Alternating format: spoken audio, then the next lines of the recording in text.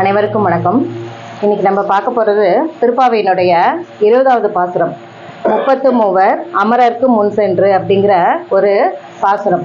இது திருப்பாவையில் எப்படிப்பட்ட பாசுரம்னா, முதல்ல 15வது பாசுரத்தில் பார்த்தோம். தோழிகளும் ஆண்டாலும் ஒரு பக்கம் நின்று பேசுவாங்க, உள்ள படுத்து தூங்கிட்டு இருக்கிற ஒரு பொண்ணு ஒரு பக்கம் நின்று பேசுவாங்க. இந்த பாசுரத்துல என்ன பண்ணியிருக்காங்க ஆண்டாள்னா, இதுல ஒரு டிஃபரன்ஸ் காட்டியிருக்காங்க. 4 வரிகளால கண்ணனை துயில் எழுப்பியிருக்காங்க, அடுத்த 4 வரிகளால நப்பினைய துயில் எழுப்பியிருக்காங்க. முதல்ல 18வது பாசுரத்துல முழுக்க முழுக்க நப்பினைய பத்தியே தான் பேசியிருப்பாங்க.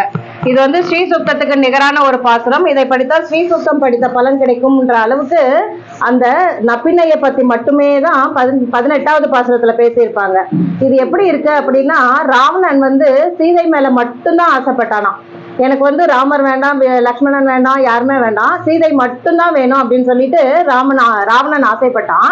அந்த ஆசைக்கு அவனுக்கு என்ன பலன் கிடைத்ததுன்னா அழிவுதான். அடுத்தது என்ன ஆச்சுன்னா, அடுத்த பாசுரத்துல கண்ணனை பத்தி மட்டும்தான் பேசினாங்க. கடைசியில கண்ணன் எந்திரிச்சு வர்றதை கூட நீ விட மாட்டியா அப்படின்ட்டு தான் நப்பினைய கேட்டாங்களே ஒழிய நப்பினைய பத்தி ஒன்றும் பேசல.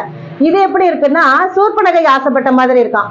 சூர்பனை என்ன ஆசைப்பட்டான்னா, எனக்கு ராமன் மட்டும்தான் வேணும், சீதை வேண்டாம், லக்ஷ்மணன் வேண்டாம், யாரும் வேண்டாம் அப்படிங்கிற மாதிரி சூர்பனகை ஆசைப்பட்டா. அவளுக்கு என்ன பரிசு கிடைச்சது அப்படின்னா, காதும் மூக்கையும் அறுத்து விட்டுட்டாங்க. அந்த மாதிரி இது வந்து ரெண்டுமே நம்ம பண்ணது தப்பு. ஃபர்ஸ்ட் தாயாரை மட்டும் பாடணும், அதுவும் தப்பு. அடுத்தது கண்ணனை பாடணும், அதுவும் தப்பு. அதனால இந்த பாசுரத்துல என்ன பண்ணலாம் அப்படின்னா, கண்ணனையும் கேட்டு தாயாரையும் கேட்டு நம்மளுக்கு வேண்டிய வரங்களை வாங்கிக்கலாம் அப்படின்னு சொல்லிட்டு ஆண்டாள் யோசிச்சு இந்த பாசுரத்துல 4 வரிகள் கண்ணனுக்கும் 4 வரிகள் நப்பினைக்கும் கொடுத்திருக்காங்க. முதல் 4 வரியில கண்ணனை எழுப்புறாங்க. 30 மூவர் அமரர்க்கும் முன் சென்று அப்படின்னு சொல்லிட்டு. இந்த 30 மூவர்னா நம்ம ஃபேமஸா சொல்லிட்டே இருப்போம், 30 முக்கோடி தேவர்கள், 30 முக்கோடி தேவர்கள்னு சொல்லிட்டு.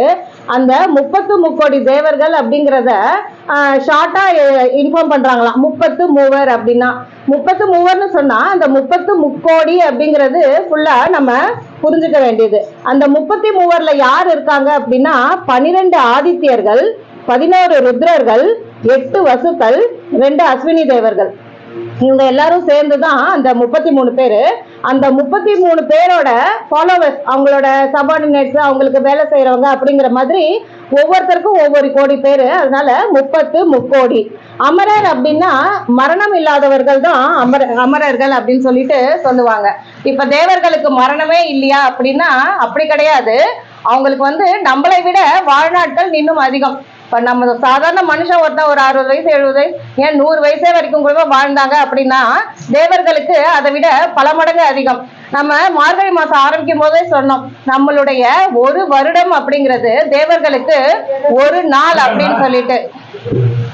அந்த ஒரு நாள் அப்படிங்கும்போது இது வந்து விடிகாலை பொழுதுதான் இந்த மார்கழி மாதம் அப்படின்னு சொல்லிட்டு சொல்லுவாங்க இல்லையா. அப்போ நம்மளுடைய ஒரு வருடம் அவங்களுக்கு ஒரு நாள் அப்படின்னா, தேவர்களுடைய ஒரு வருடம் எப்படி இருக்கும், அந்த மாதிரி அவங்களுக்கு ஒரு 60 வயசு 100 வயசுனா அது எவ்வளவு நாள் இருக்கும் அப்படிங்கிறத நம்மளே கனெக்ட் பண்ணி பார்த்துக்க வேண்டியதுதான்.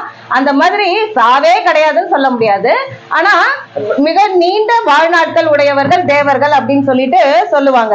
ஏன்னா நிறைய பேருக்கு நம்ம வரம் கொடுத்து பார்த்திருப்போம், நீ வந்து இந்திரனாக இருப்பா, நீ வந்து உன்னுடைய ஆயுட்காலம் முடிஞ்சதுக்கு அப்புறம் இந்திரனா இருப்ப அப்படின்னு சொல்லிட்டு நிறைய பேர் வரம் வாங்கியிருக்காங்க. முசுகுந்தன் அந்த மாதிரி ராஜாக்கள் அப்படிலாம் வரம் வாங்கியிருக்காங்க. அதனால இந்திரனுக்கும் ஒரு முடிவு உண்டு. ஆனா இங்க அமரர் அப்படிங்கும் போது மரணம் இல்லாதவர்கள் போது நம்மளை விட நீண்ட ஆயுள் உள்ளவர்கள் அப்படிங்கிறத நம்ம புரிஞ்சுக்கணும். அந்த அமரர்களுக்கு முன்னாடியே இவர் போயிடுவாராம். ஏதாவது அவங்களுக்கு பிரச்சனை அப்படின்னா அந்த அமரர்கள் வந்து நம்மளுக்கு பிரச்சனை வரப்போகுது அப்படிங்கறது தெரிஞ்சுக்கிட்டு இவர்கிட்ட வந்து கம்ப்ளைண்ட் பண்றதுக்கு முன்னாடியே, இப்ப அமரர்களுக்கு பிரச்சனை அப்படிங்கறத தெரிஞ்சுக்கிட்டு இவர் அவங்க வந்து கம்ப்ளைண்ட் பண்றதுக்கு முன்னாடியே அவங்கள காப்பாற்றணும் அப்படின்னு சொல்லிட்டு போயிடுவாரு.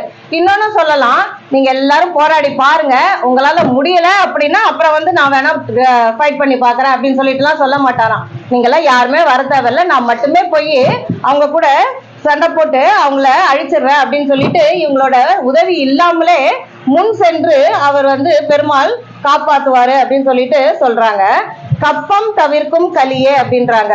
கப்பம் அப்படின்னா நடுக்கம் அப்படின்னு சொல்லிட்டு சொல்லலாம். இப்ப இந்த தேவர்கள்லாம் ராவணனை பார்த்து நடுங்கினார்கள், ஹிரண்யகசிபுவை பார்த்து நடுங்கினார்கள். அந்த மாதிரி அவங்களுடைய நடுக்கத்தை எல்லாம் இந்த நாராயணன் தீர்த்து வச்சிருக்காராம். அதுவும் எப்படி தீர்த்து வச்சிருக்காருன்னா கலியே அப்படிங்கிறாங்க, ஒரு மிடுக்கோட தீர்த்து வச்சிருக்காராம். அவங்கள அழிச்சதுனால என்னுடைய பலமே சுத்தமா போச்சு, என்னால முடியவே இல்லை அப்படின்னு சொல்லிட்டு ஃபைட் முடிஞ்சதோ இல்லையோ நான் ரெஸ்ட் எடுக்க போகணும்னு சொல்லிட்டு எல்லாம் அவர் சொல்லல. அவ்வளோ நேரம் ஃபைட் பண்ணதுக்கு அப்புறமும் அவர் ஒரு மிடுக்கோட ஒரு ஸ்டைலோட எப்பயும் அது சந்தோஷமா தான் இருந்தாரு. ஒரு டயர்டுங்கிறதோ ஒரு சோர்வுங்கிறதோ அவர்கிட்ட இருக்கவே இருக்காது. கப்பம் தவிர்க்கும் கலியே துயில் எழாய் அப்படின்னா நீங்க எந்திரிச்சு வரணும் அப்படின்னு சொல்லிட்டு சொல்றாங்க. போன பாசுரத்திலேயே நீங்க வாயை திறந்து பேசணும்னு நினைச்சிட்டு இருந்தீங்க. ஆனா இப்ப என்ன பண்ணணும் அப்படின்னா வாய் திறந்து பேசினா பத்தாது, எந்திரிச்சு வரணும் அப்படின்னு சொல்லிட்டு சொல்றாங்க. அடுத்து இப்ப 4 லைன் முடிஞ்சு போச்சு. அடுத்த 4 லைன் இப்ப நப்பினைக்கானது.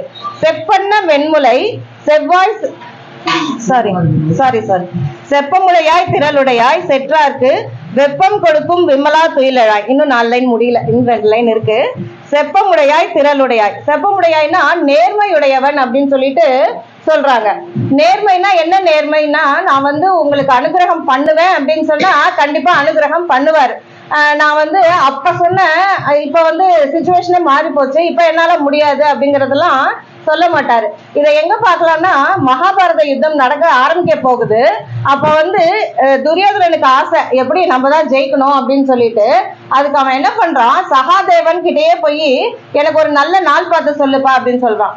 சகாதேவன் யாருன்னா இந்த அஸ்வினி தேவர்கள்னு சொன்னோம் இல்லையா, அவங்கள ஒருத்தர்.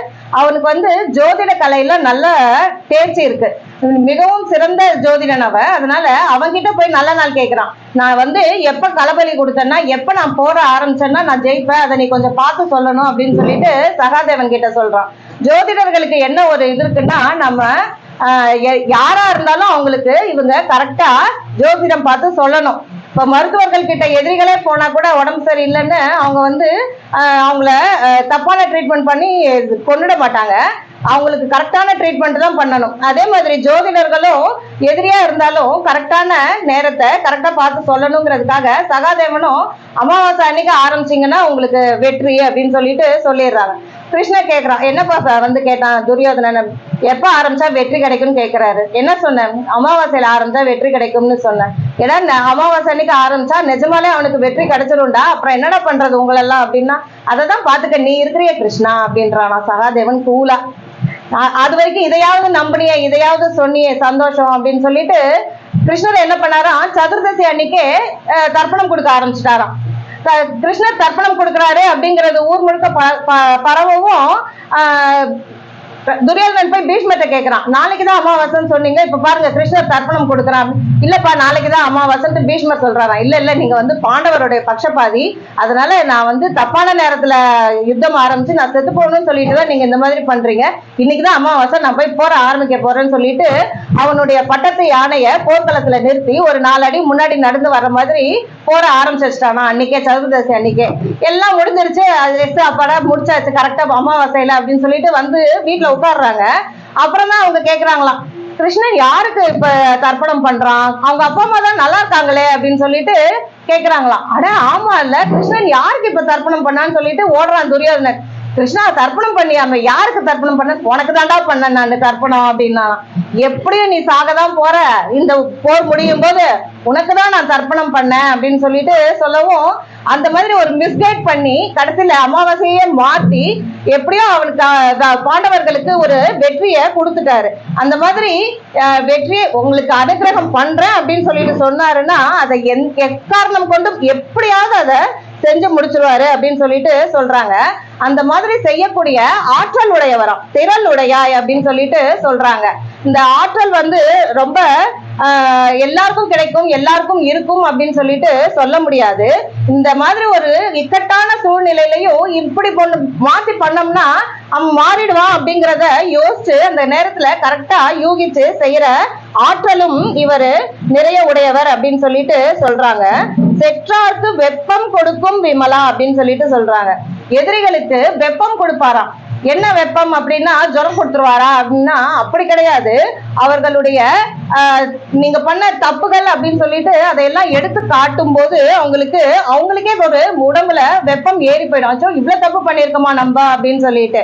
இது எங்க தெரியுது அப்படின்னா, கர்ணன் வந்து போர்க்களத்துல அந்த தேர்கால் வந்து சகதியில மாட்டிக்கிச்சு. அதை எடுக்கிறதுக்காக இறங்கி எடுத்துக்கிட்டு இருக்கான்.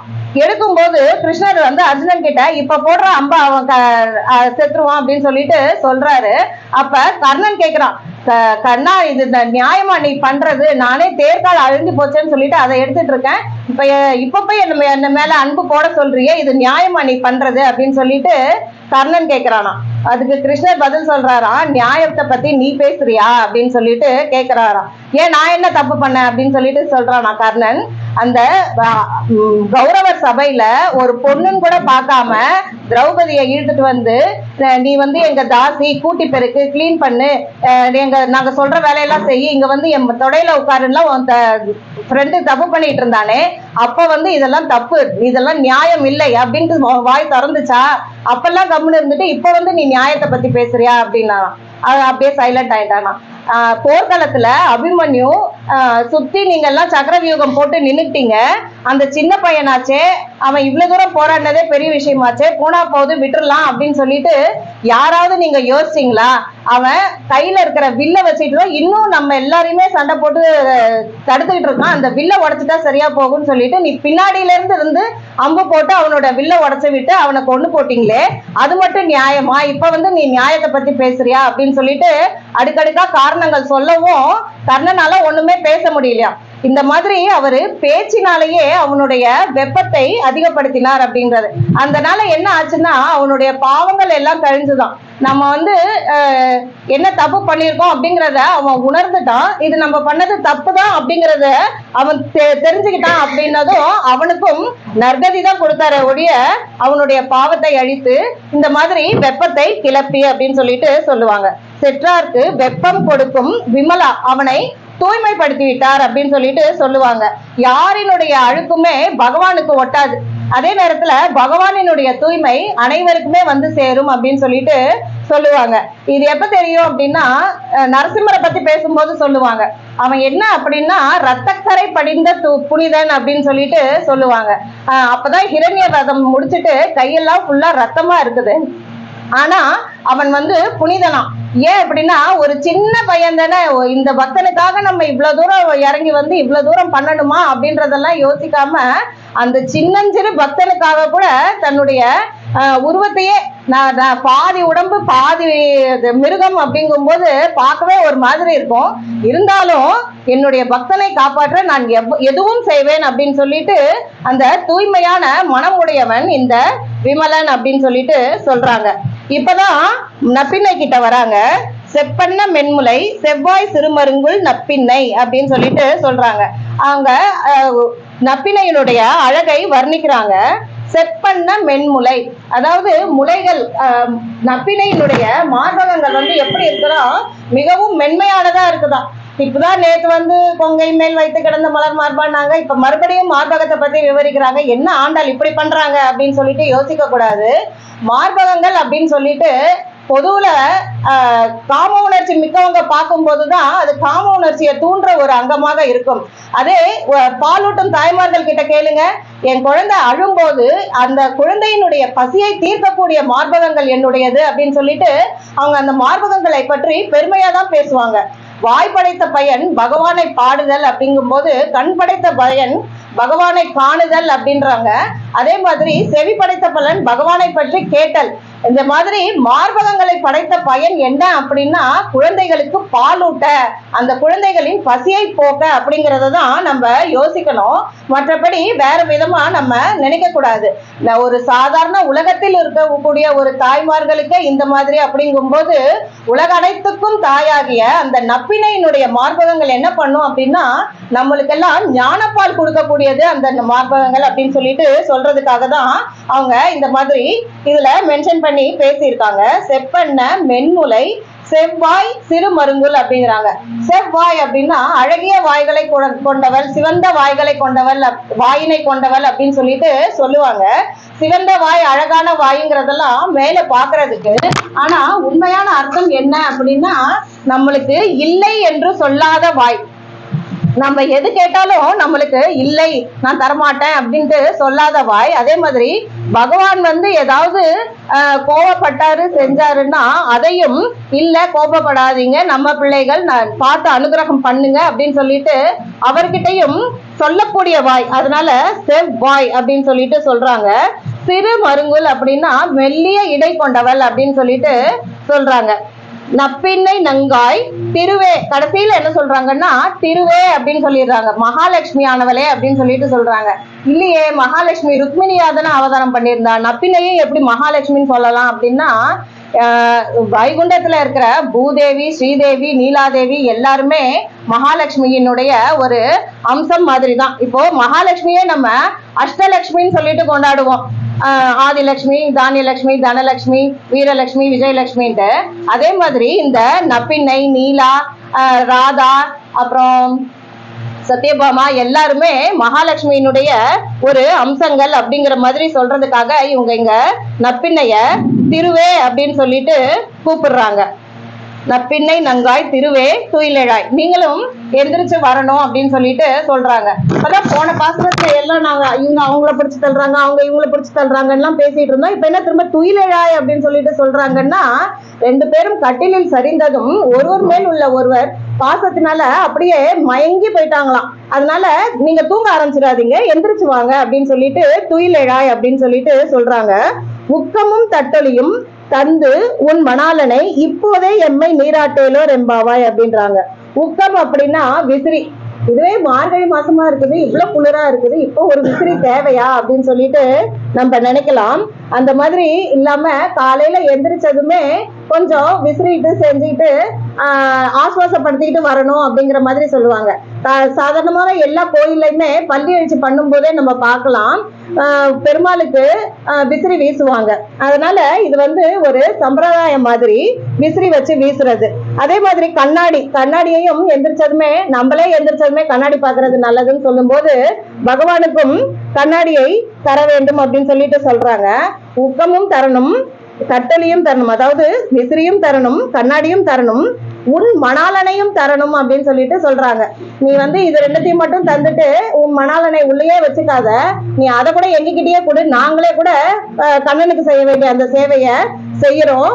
உன் மணாலனை மட்டும், அதாவது கண்ணனை மட்டும் எங்களுக்கு காட்டாம நீ புடிச்சு வச்சுக்காத அப்படிங்கிற மாதிரி சொல்றாங்க. உக்கமும் தட்டலையும் தந்து உன் மணாலனையும் தந்து இப்போதே எம்மை நீராட்டேலோ, அதாவது நீ சரி தரேன் அப்படின்னு சொல்லிட்டு அதுக்கு ஒரு மணி நேரம் ஆகிறாத அன்னைக்கு நான் வந்து கண்ணாடியை காட்டி அவரோட மேக்கப் எல்லாம் அட்ஜஸ்ட் பண்ணி எல்லாம் ரெடி பண்ணி அனுப்புறதுக்கு இன்னும் ஒரு 1 hour ஆகும், கொஞ்சம் வெயிட் பண்ணுங்க அப்படின்லாம் சொல்லாத, உடனே இப்போதே எங்களுக்கு கண்ணனினுடைய தரிசனத்தை செய்து வைப்பாயாக அப்படின்னு சொல்லிட்டு சொல்றாங்க. நீராட்டேலோ அப்படின்னு சொல்லிட்டு சொல்றாங்க. நீராட்டல் அப்படின்னா இது வந்து திருமணத்தை குறிக்கும் அப்படிங்கிற மாதிரி சொல்றாங்க. நீராடுதல் அப்படின்னா திருமணத்தை குறிக்கக்கூடிய ஒரு வார்த்தை. தமிழ்ல ஒரு வார்த்தைக்கே நிறைய பொருட்கள் இருக்கும். இந்த நீராட்டல் அப்படிங்கிறது வந்து திருமணத்தை குறிக்கிறது அப்படின்னு சொல்லிட்டு சொல்றாங்க. நீ மட்டுமே உன் கண்ணனை அடையணும், கண்ணனை கல்யாணம் பண்ணிக்கணும்னு நினைக்காத, எங்கள் அனைவருக்கும் கூட அந்த அனுபவத்தை நீ தர வேண்டும் அப்படின்னு சொல்லிட்டு ஆண்டாள் வந்து நப்பினைய ரொம்ப வேண்டி கேட்டுக்கிறாங்க. இந்த சூர்பனகையை பத்தி பார்த்தோம், ராவணனை பத்தி பார்த்தோம். தாயார் இல்லாத பகவானை மட்டும் எதிர்பார்த்த சூர்பனகையும் கெட்டுதான் போனா, பகவான் இல்லாத தாயாரை மட்டும் எதிர்பார்த்த ராவணனும் கெட்டுதான் போனான். ஆனா இவங்க 2 பேருக்கும் அடுத்தது ஒருத்தர் இருந்தான், விபீஷணன் அப்படின்னு சொல்லிட்டு. அவன் வந்து தாயாரையும் பகவானையும் சேர்த்து வைப்பதற்கு மிகவும் போராடினான். அவனுக்கு என்ன பரிசு கிடைச்சது அப்படின்னா சிரஞ்சீவியாக இன்றளவும் வாழ்ந்து கொண்டிருக்கிறான். அதனால எப்பயுமே நாமளும் தாயாரையும் பெருமாளையும் சேர்த்து பற்றி நம்மளுக்கு வேண்டிய அனைத்து வரங்களையும் பெற்றுக்கொள்ள வேண்டுமாய் கேட்டுக்கொள்கிறேன். ஆண்டாள் திருவடிகளே சரணம்.